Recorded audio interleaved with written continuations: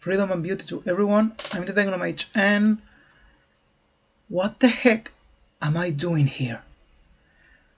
You would have thought that I had enough with Rings of Power and She-Hulk, that I had enough distress with Fall Guys, but no. Here I am with The Witcher Blood Origin. Now, truth be told, I don't know exactly what to expect from the series because I haven't watched no reviews from any of the YouTubers and reviewers that I follow. So I honestly and I ignored any kind of review that crossed my path. So I honestly don't know what to expect. But I do know that the audience score for it in Rotten Tomatoes is quite low. So let's get to it now. Episode 1, I have to admit, it wasn't bad. I mean, if it was another series, a standalone series, an original series, it would be a good premise, a good start, but it is not a standalone series. It has The Witcher brand name in the title. I mean, right here, tied to it. And there are, at the beginning, some woke points that are very distinguishable. It's not like, for example, in She-Hulk that it was woke point after woke point after woke point after woke point. It was just a verbal diarrhea and visual diarrhea of woke points. In the case of The Witcher Blood Origins Episode 1, it wasn't. But there are some, and they are there, and you notice it. I mean, they practically rub them in your face. Now, I'm sorry, I'm talking too much. This episode 1 was 1 hour long. I want to try to make this review as short as possible. So let's get to it. The episode begins with a battle in which the board Jaskier is involved, and here we have our first example of bad writing, of lack of quality. This is actually a dialogue from the very first episode, the first line of dialogue of the episode. Jaskier mumbling in a very frightened voice, "No, fucking fuckity fucking fuck." I'm not kidding. These are the actual subtitles from the episode. They are not mine. But he gets rescued by some kind of magical interdimensional being, which presents itself first looking like Jaskier, then changes its appearance for that of a female elf, who tells Jaskier that it needs his help in bringing back a story, an old story about a group called the Seven, which were warriors who faced incredible odds and were involved in the conjunction of the spheres, which was this event that brought humans and monsters into the world that was previously dominated only by elves and dwarves, which set the events for everything else we have seen on The Witcher, either the books, the novels, the video games, etc. And they create the very first version of a Witcher. So let's get to it. And the story, the tale begins. This spirit tells the tale, and Jaskier is given parchment and quill to write his notes. And the story begins with the one they call the Lark, which is a strong and independent woman of color who is a bard. By the way, everyone on this series right now are elves or dwarves. There are no humans in here and no monsters. So no griffins, no basilisks, no nothing. And no humans. And I have to admit, the elves are a rather diverse bunch. Like, really diverse. But anyway, we have our protagonist, who is the Lark, strong, independent woman of color, who is also, as I said, a bard, who goes around singing like protest songs or something. And we have this fight, this brawl, this tavern brawl, in which she fights three grown elfmen, and she beats them up, because of course she beats them. Of course she wins the fight, but I mean, just look at this. Look at her arms.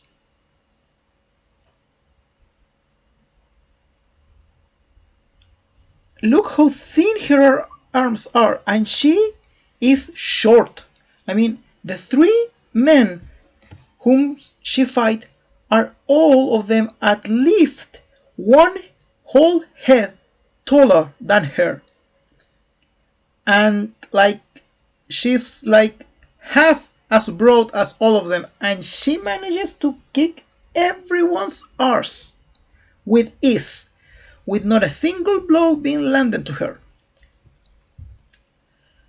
And then she continues with her song that it actually says, "Let them hear our roar."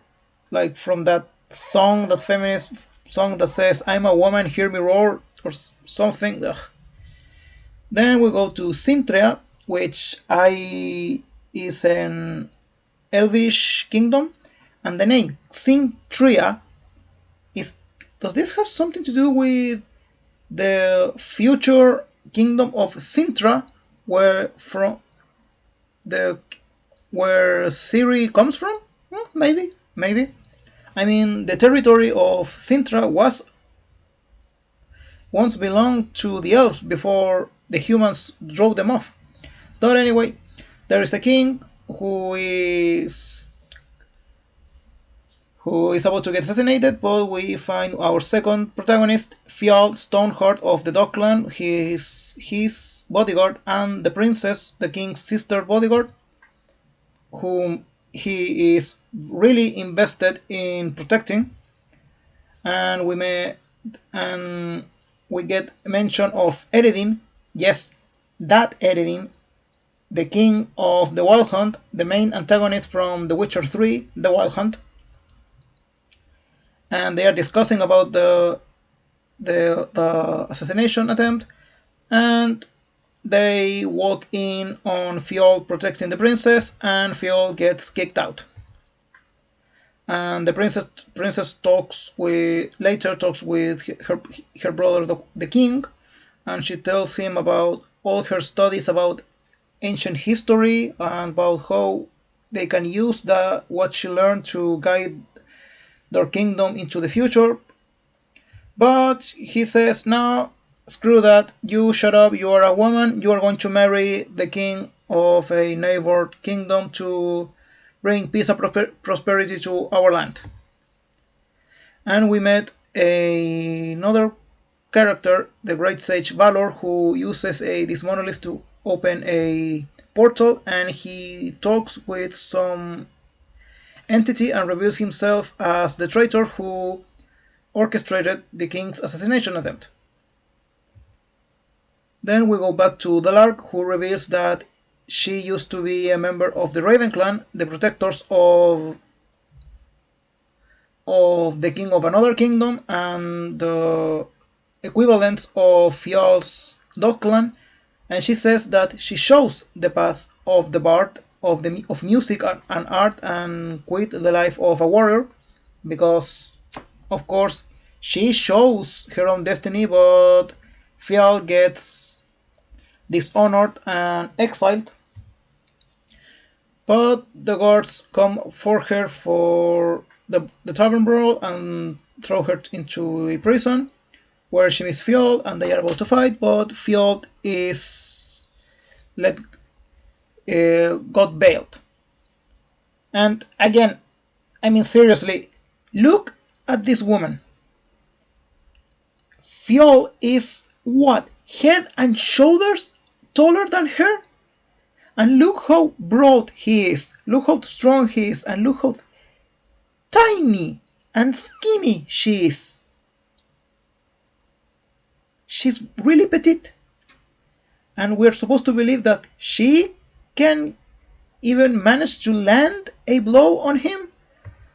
But then they are separated and Fjols leaves, and we go back to the king, who has a plan to stop the war with the other two kingdoms, the other elf kingdom and the dwarven kingdom. Wait a minute, wait a minute. That is Eredin? This pretty boy is Eredin, the future king of the Wild Hunt? Are you kidding me? And he says that there's going to be a peace treaty and that her sister is going to marry the other king, and the other kingdoms are going to sign because the war is also ruining their kingdoms. And Fjol is approached by a member of his clan who tells him, come back home, we need you. And he says, no, I've been exiled, I'm going to a brothel. But he has no coin to pay, and when he's about to offer his pendant to pay for the brothel, he notices that his pendant is not there. And if we go back, we see that, yes, effectively, his necklace is gone. And who has the necklace? The Lark. And she's picking the lock of her cell with said pendant, which, by the way, the pendant is this very big fang, long and thick. You cannot pick a lock with something like that, alright? I know how to pick locks. I've practiced with a lock and with improvised lock picks made out of paper clips, and I've succeeded. I actually managed to open a lock. Let me tell you, picking locks is not easy, alright? It's not something that you can just shove something inside a lock and just moving around and the lock magically opens, alright? It doesn't work like that, but because she is strong and independent woman of color, of course she succeeds. And she goes back to the tavern to grab her stuff, and the girl she saved earlier approaches her, and she has a vision predicting the future about the conjunction of the spheres and the Lark's involvement in it, and she literally says that she will be the key to all things. They literally tell us that the Lark is the girl who is the key to everything. I mean, it's not that they just show it throughout the story. They literally tell us she is the key to everything. And she's about to leave with her sister, who, just like in Fjol's case, came to bring her home, but she gets assassinated and the Lark gets ambushed. And again, look, 1, 2. Sorry, let's count them.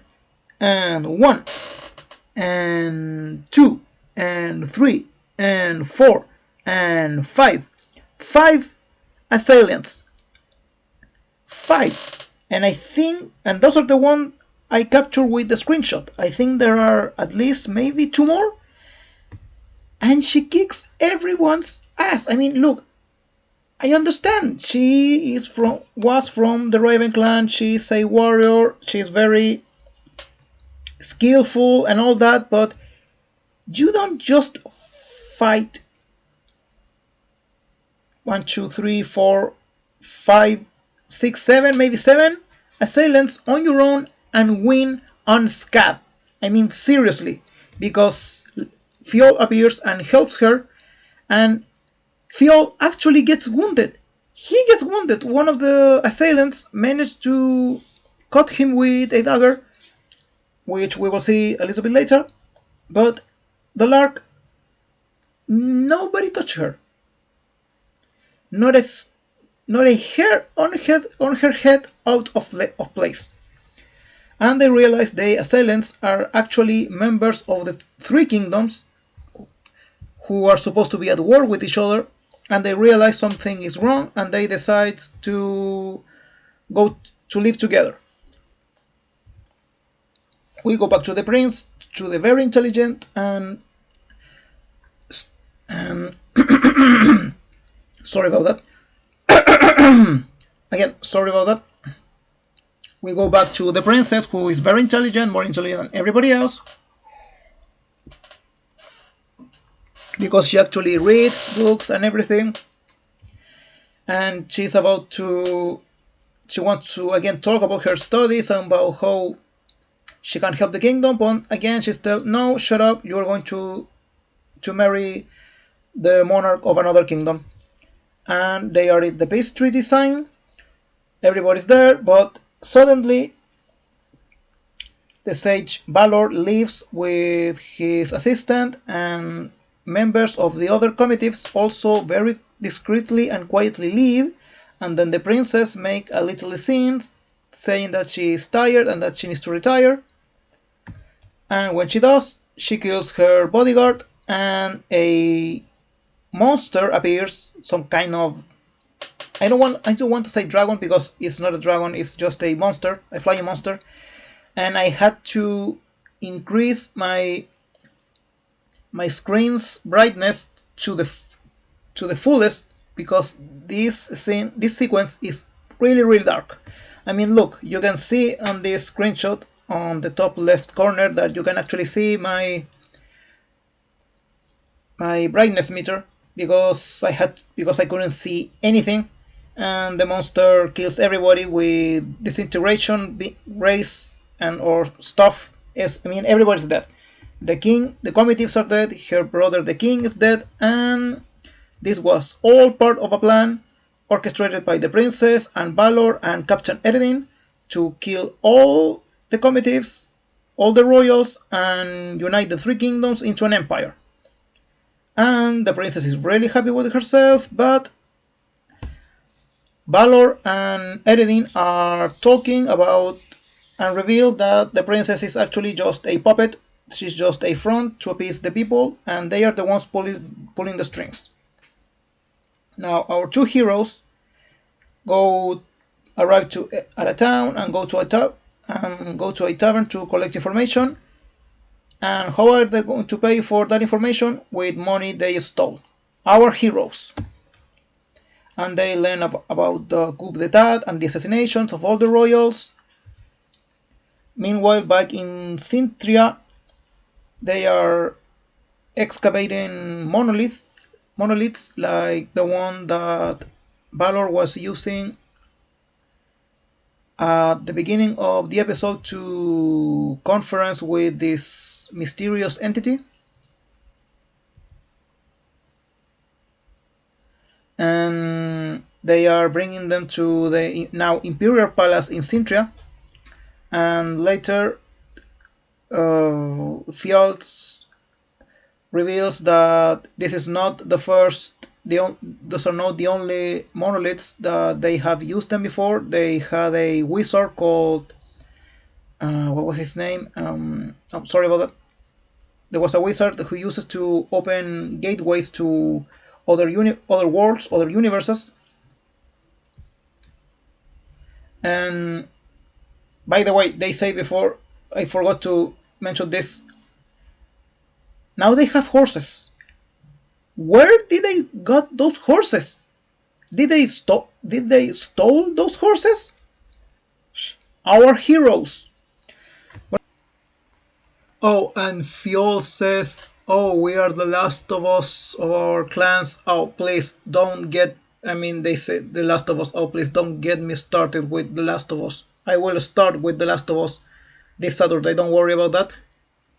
But anyway, they realize that they are the last of their clans, of the Dog clan and the Raven clan, and they swore vengeance again towards the newly crowned Empress, and they made an oath to help each other to avenge their clans.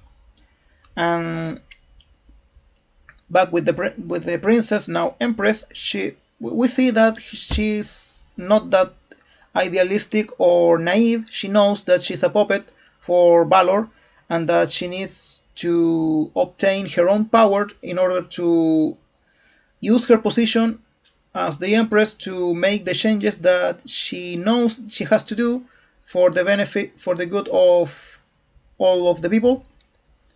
And Fiol and Ellie, by the way, the Lark is no longer goes by the name of the Lark. She goes by now by her previous name, her original name, which is Ailey or something. And they encounter a group of refugees who are leaving Sintra because some guards attacked their town and whatnot. And one of them recognizes Ailey as the Lark and starts singing her song, but she wants none of it.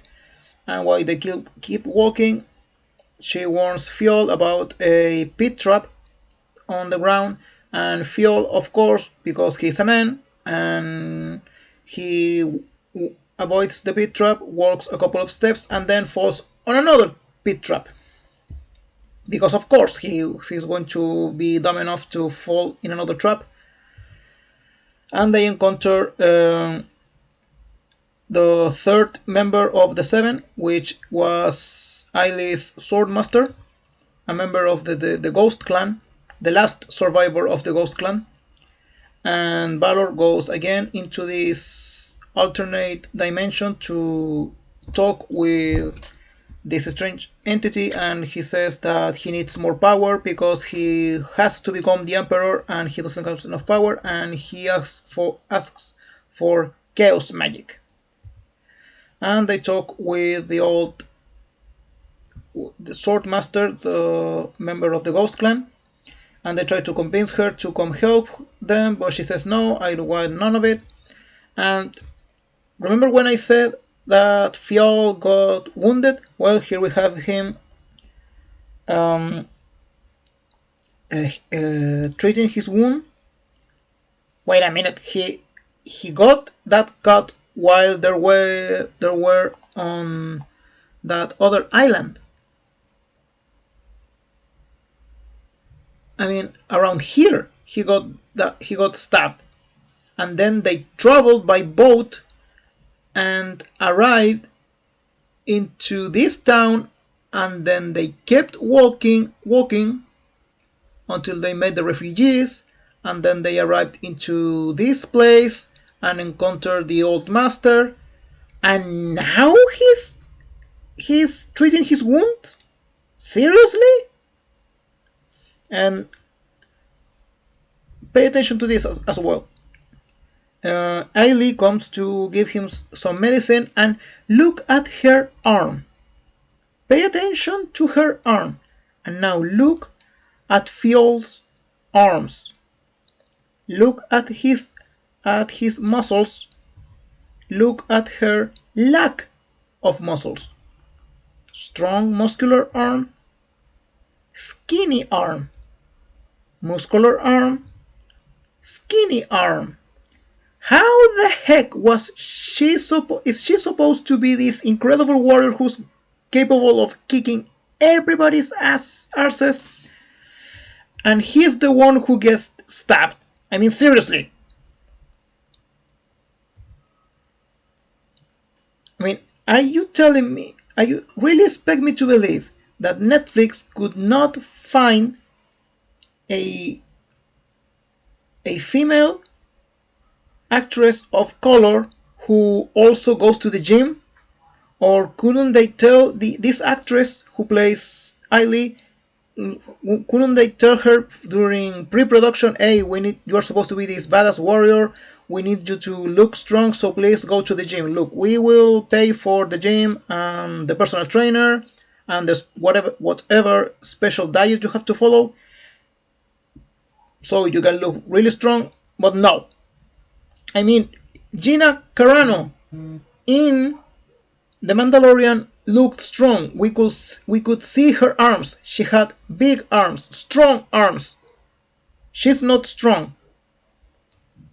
And she could fight armies of men who looked like Fjol and defeat them. Mon Dieu. Anyway, Fjord informs them that there is a secret passage into the city of Sintria, and he can take them there so they can kill the Empress.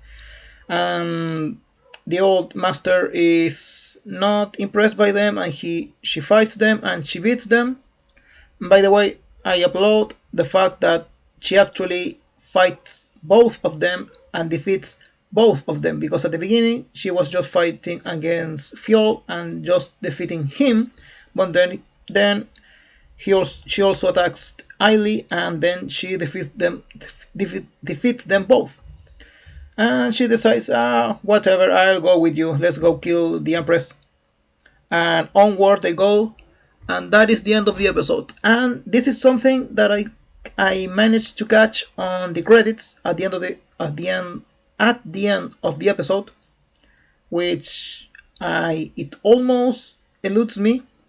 Andrzej Sapkowski, the author of the Witcher novels, is a creative consultant for this series. I don't know how to feel about that. I guess I'll see when I finish watching the series. So anyway, that is Witcher Blood Origin episode 1. I'm already dreading this decision of watching this series, because there is a good story in this episode.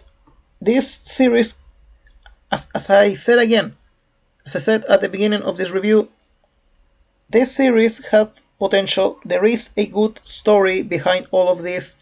If this was a standalone series, an original series, this could be something good, but it has the Witcher name on its title, and it has all these woke points, these woke elements about men being dumb and women being so intelligent and all that, and men are evil and women are good, women can do no wrong. I mean, look at the princess. The princess conspired to have her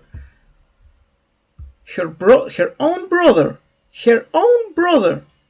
and all these other royals murdered horribly by a monster who shoots disintegration rays, and she becomes the Empress. And she's not evil. She's not, because she wants to open portals to other worlds and civilize those worlds. She says, I want to civilize Valor, and Eredin just wants to conquer. I want to civilize those worlds. I want to bring our art and our culture and our science to those worlds. She has all these altruistic ideas, but Eredin and Valor, no, they are evil. They just want to conquer and glory and whatnot. So that is The Witcher Blood Origin episode 1. This is the Technomage signing off. Thank you for watching. I will see you in the next video. Goodbye.